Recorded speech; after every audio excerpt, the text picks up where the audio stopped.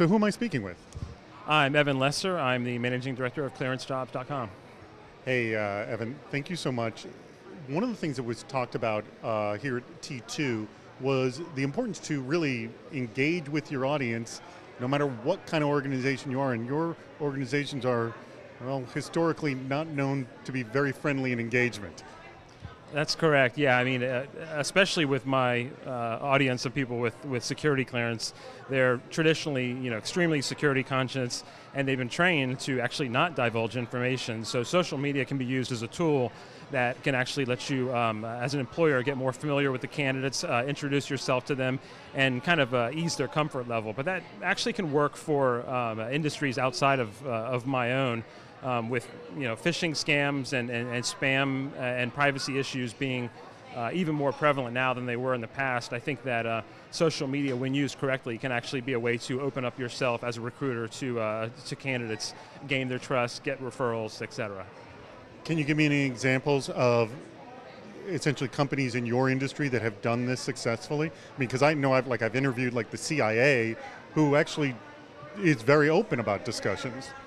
Yeah, and what's interesting is, the CIA, they'll be able to talk to candidates at a very high level, but as far as getting down to individual, the people responsible for hiring, that's a totally different segment.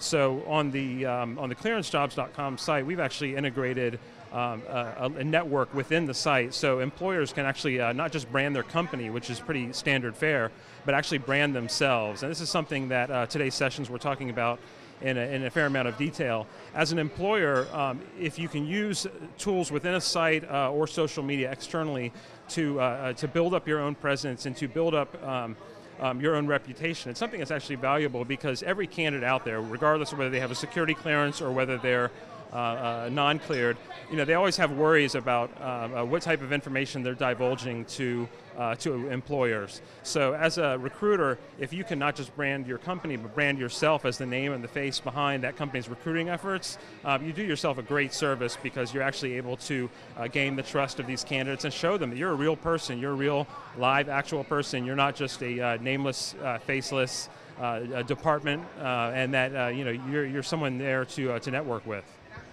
What about actual employees working within any organization that has clearance? I mean, what we hear from others is letting employees talk directly to candidates, not just the recruiters. I mean, have there been discussion with the employees about how they can and can't talk to them? Yeah, and that's what makes our little industry even more tricky, is the fact that with these candidates being trained to be security conscious and not divulge information, doing so in a public forum is not just a bad etiquette. It actually goes against what the government tells people with security clearance to do. So I think the key for both employers and candidates is coming to a meeting place where it's trusted, it's not public, there's not API sharing data everywhere, it's built to be private. That's where ClearanceJobs.com comes in, but there are other places that someone may be able to engage with, especially security cleared candidates, and do so in a manner that keeps the requirements of a cleared person at the forefront of what's going on. Evan, thanks so much for your time. My pleasure.